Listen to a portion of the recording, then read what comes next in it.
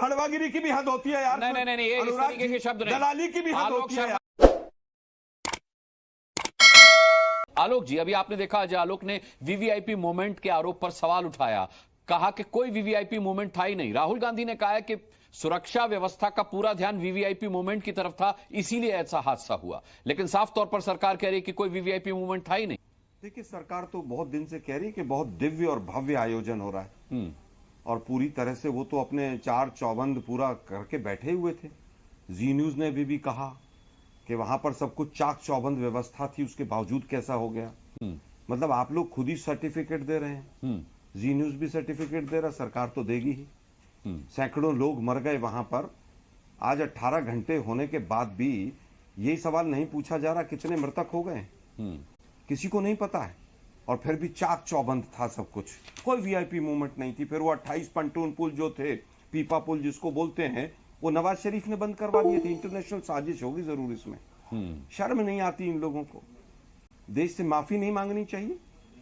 वही मेला अधिकारी जो 2018 में करप्शन में, भ्रष्टाचार में लिप्त था, आज भी वही मेला अधिकारी है। क्या उसको अभी तक सस्पेंड नहीं किया जाना चाहिए था? क्या उसको हत्या का केस में अंदर नहीं कर देना चाहिए था? सैकड़ों लोग मर गए। अभी एक बाबा जी के और उत्सव में भी 7 सैकड़ों लोग मरे थे। 135 का आंकड़ा सरकार ने दिया था, एक क्लर्क सस्पेंड नहीं हुआ क्योंकि हिंदुत्व का मामला है। हिंदुस्तान का मीडिया भी सनातन से जोड़ के इसको चला रहा है। शर्म नहीं आती है बिल्कुल भी किसी को भी। सनातन का अपमान है। इंटरनेशनल मीडिया ने 1 घंटे में उठा लिया। दिक्कत यह, इंटरनेशनल मीडिया को करोड़ों रुपए के विज्ञापन नहीं मिले। इंटरनेशनल मीडिया को चांदी का जूता नहीं मारा सरकार ने, इसलिए उन्होंने चला दिया है। इंटरनेशनल मीडिया ने उठा दिया, इसलिए इंटरनेशनल साजिश नजर आ रही है। मतलब बिल्कुल बुद्धिहीन हो गए कुछ लोग। इस तरीके के इतिहास में उदाहरण भी आलोक जी, अब डिबेट का समय कम है तो उन उदाहरणों में नहीं जाएंगे, लेकिन आपके सवाल बहुत जायज हैं। सुनिए ना भाई, सुनिए, आपके सवाल बहुत जायज हैं, मैं उनसे इनकार नहीं कर रहा। देखिए मेरी बात जी, मेरी बात सुनिए ना भाई, मेरी बात सुनिए आप जरा। आपका प्रोमो देख लिया हिंदुस्तान ने कि जी न्यूज ने क्या प्रोमो बनाया। आपने कहा बौखलाहट किसको है? मतलब बौखलाहट भी ना हो, इतना बड़ा कांड तो सरकार की बौखलाहट भी तो हो सकती है। विपक्ष आप एक ही तरफ क्यों सोच रहे हैं? आप विपक्ष की बौखलाहट पर ही क्यों जा रहे हैं? ये सरकार की भी तो हमारा तो सवाल है किसकी बौखलाहट है? ये सरकार की भी तो बौखलाहट। आपने मेरा पहला सवाल नहीं सुना जो मैंने अजय आलोक से किया। अभी तक इस शो में सबसे ज्यादा बौखलाहट आपकी नजर आ रही है। नहीं वो तो होगी, वो तो होगी। हमारे श्रद्धालु मारे गए, क्यों नहीं बौखलाहट होगी सर? अब तो सच बोल दे के। और सवाल आपने मेरा जो पहला मैंने डॉक्टर अजय आलोक से किया वो शायद सुना नहीं। अरे भाई सुनेंगे आप, मेरी बात सुनेंगे? हाँ मैं सुनूंगा ना सर। आपका प्रोमो मैंने सुना और बहुत दुख हुआ। हाँ, मुझे दुख हुआ बड़ा कि आज भी आपका प्रोमो ये कहा जा रहा था चाक चौबंद व्यवस्था थी। अरे व्यवस्था चाक चौबंद है। जहां करोड़ों लोग स्नान के लिए जा रहे हैं, वहां पर बहुत कुछ हो सकता है, नहीं हुआ, लेकिन जो हुआ उसकी व्यवस्था में क्या लूपहोल था उस पर अब डिबेट करेंगे ना सर। व्यवस्था तो चाक चौबंद है। मैं यही एक जगह की नहीं थी। जिन पीपे के पुलों की आप बात कर रहे हैं उनकी व्यवस्था में क्या खामी थी उस पर डिबेट करेंगे ना सर। अनुराग जी, हाँ। अनुराग जी, मैं यही चाह रहा था कि आप इसी चीज को, सरकार को इसी तरह से डिफेंड करें कि चाक चौबंद थी, चाक चौबंद। अरे भाई आप कहां, अरे क्या आप चाक चौबंद पर अटक गए? मुद्दे से भटक जाएंगे। सरकार को आप चाक चौबंद पे थोड़े घेर पाएंगे। चाक चौबंद व्यवस्था में कहां लूपहोल थी उस पर घेरेंगे ना सर। इस देश को मुद्दों से भटकाने का काम सबसे बड़ा गोदी मीडिया ने किया। चलिए ठीक है, अब आगे मत बोलिएगा। आप गोदी मीडिया पर नहीं है इस वक्त। आप जब गोदी मीडिया पर बैठा करें तो उन्हें घेरा। मेरी बात पूरी नहीं आप, अरे सर बहुत कम समय है, मैं सभी के पास बारी बारी से जाऊंगा। आलोक जी आपके पास वापस आऊंगा। अरे भाई भड़वागिरी की भी हद होती है यार। नहीं ये इस तरीके के शब्द नहीं। दलाली की भी हद होती है। इस तरीके के हद, ये इस तरीके के शब्द नहीं, इस तरीके के शब्द नहीं। मैंने फिर कहा मुझे नहीं, आप आईना देख करके दूसरों पे उंगली मत उठाइए। ये भड़वागिरी जैसे शब्द यहाँ नहीं चलेंगे, आज यहाँ नहीं चलेंगे। मैं बहुत सम्मान के साथ आपसे बात कर रहा हूँ। एक चुनाव हार गए आप, आपको इतनी बौखलाहट हो गई। जिस जनता ने आपको खारिज किया, मैं आपको यहाँ पर बुला करके सम्मान दे रहा हूँ। आपके सवालों को जायज बता रहा हूँ। आपके सवाल सरकार से पूछ रहा हूँ, अपने रहा हूँ। अरे चुनाव दुनिया हारती है। कोई बात नहीं, कोई बात नहीं, कोई बात नहीं, दलाली नहीं करता। कोई बात नहीं। सुने जरा उत्तर में। आप दलाली प्रूफ करिए आलोक शर्मा, आप दलाली प्रूफ करिए। आप मेरी भड़वागिरी, आप मेरी दलाली प्रूफ कीजिए, नहीं तो अपनी जबान को लगाम दीजिए। मैं कह रहा हूं कि आप, कमाल है यार, आप कमाल कर रहे हैं आलोक शर्मा, आप कमाल कर रहे हैं। आप अपनी गरिमा को मिट्टी में मिला रहे हैं। मैं फिर कह रहा हूं, नहीं, आप 10 बार कहिए, आप पहाड़ा लिख दीजिए भड़वागिरी पे, उससे क्या हो जाएगा? आप दलाली पर पहाड़ा लिख दीजिए, उससे क्या हो जाएगा? कांग्रेस का इतिहास नहीं जानते क्या लोग? कांग्रेस के 70 सालों का 60 सालों का इतिहास नहीं जानते क्या लोग? खैर छोड़िए, आप जब भी आते हैं डिबेट में, आप जब भी आते हैं इसी तरीके से प्रदूषण फैलाते हैं अपनी वाणी से, अपने शब्दों से। मैं फिर कहूंगा, चलिए, डॉक्टर अजय आलोक, आरोप है विपक्ष का कि जो पीपों के पुल थे उन पर रात से ही लोगों को गिद्ध हैं ये लोग गिद्ध हैं, ये आस्था पे को नोचना चाहते हैं। जो हुआ बहुत घटा है, इनको कोई दुख नहीं उस घटना का, ऐसी घटना की पुनरावृत्ति नहीं हो, इस पे कोई चिंता नहीं है।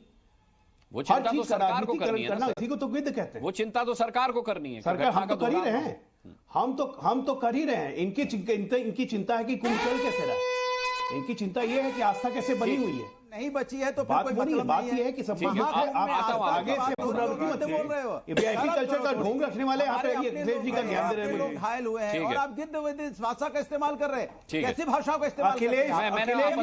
मैंने उस भाषा पर आपत्ति की। हम लोग पीए सिस्टम पे अनाउंसमेंट नहीं करवाएंगे कि अखिलेश जी आए हुए हैं। दुर्घटना होगी, हम सब दुखी हैं और आपको अरे सनातन, आप लोग सनातन पे गिद्ध बन के नोचते हो। सनातन को कोरोना कहते हो। आलोक शर्मा भी कुछ कहना चाह रहे हैं। सनातन को कोरोना कहने वाले मुझे ज्ञान देंगे, सनातन को नष्ट करने वाले मुझे ज्ञान देंगे। तकलीफ नहीं है, आप राजनीति मोदी आ जाएगा तो सनातन आ जाएगा, ये कहने वाले हमें ज्ञान ऐसे लोगों पे जो राजनीति कर अरे रहे हैं। बेशरम है आप लोग, ठीक है। लाशों पे राजनीति आलोक करना शर्मा, आपकी पुरानी आलोक शर्मा पैदा होती है आप लोगों को देख के। ये देखिए, शब्दों के चयन में मुझे लगता है संयम कि बरतिए। ये गिद्ध, बेशरम, भड़वागिरी, ये दलाली, इस तरीके के शब्दों से बचिए। आप बहुत सम्मानित लोग हैं। आलोक जी, इनका दिल पत्थर हो चुका है। मुझे लगता है खत्म हो गई है कि मानवता मर चुकी है क्या आपकी? अभी जो है बीजेपी और हिंदुस्तान के मीडिया को एक लिस्ट निकाल देनी चाहिए विपक्ष के लिए कि इन चीजों पर राजनीति नहीं होनी चाहिए, इन चीजों पर सवाल नहीं पूछे जाने चाहिए।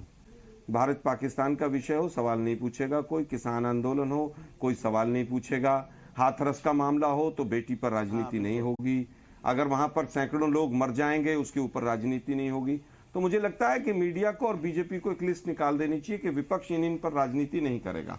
और जिस मीडिया की आप बात कर रहे हैं आलोक जी, उसी मीडिया के जरिए लोगों को ये खबरें पता चलती हैं। थोड़ा इतना तो ध्यान रखिए, इतना तो सम्मान रखिए मीडिया का। उसी मीडिया पर आप बैठ करके अपनी बात कहते हैं आलोक जी।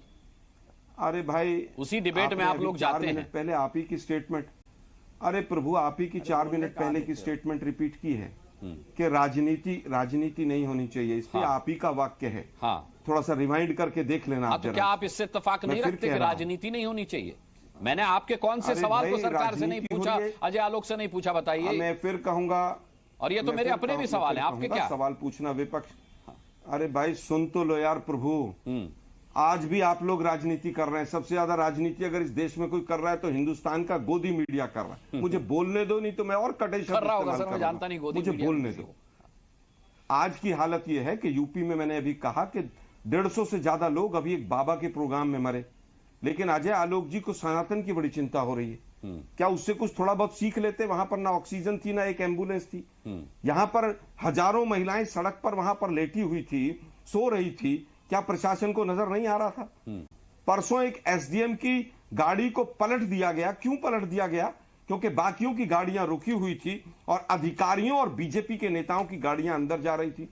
और सीएम योगी अपने पूरे मंत्रिमंडल को लेकर वहां पर जल क्रीड़ा कर रहे थे, एक दूसरे के ऊपर पानी फेंक रहे थे। उनको दिखाई नहीं दिया कि किस तरह की व्यवस्था है। उसके बावजूद अगर आप कहें कि हम सवाल क्यों पूछ रहे हैं, राजनीति कर रहे हैं हम लोग। ठीक है, हम तो साफ साफ कह रहे हैं कि ये कुंभ को आपने राजनीतिक अखाड़ा बना दिया था। कुंभ ने को भी आपने सनातन और हिंदू मुस्लिम करने का रास्ता बना दिया था। मैं आलोक जी, आप बताइए, आपके सवाल अजय आलोक से पूछूंगा, समय बहुत कम है, मेरे पास 2 मेहमान अभी बचे हुए हैं स्टूडियो में। मैं आपके सारे सवाल लूंगा, सम्मान के साथ लूंगा। आचार्य विक्रमादित्य, क्या महाकुंभ राजनीति का अखाड़ा बन चुका है? जैसा कि खत्म। अब बताइए मैं क्या करूंगा? एक बहुत सिंपल सी टिप आपके साथ शेयर करती हूँ। अपने हाथ को इस तरीके से रखिए। If you look at this from your side, आपका लेफ्ट हैंड आपको बी के जैसे दिखेगा और राइट हैंड आपको डी के जैसे दिखेगा। B and D. B for थोड़ी मदद रखिए। वे मैथों तेरा मन पर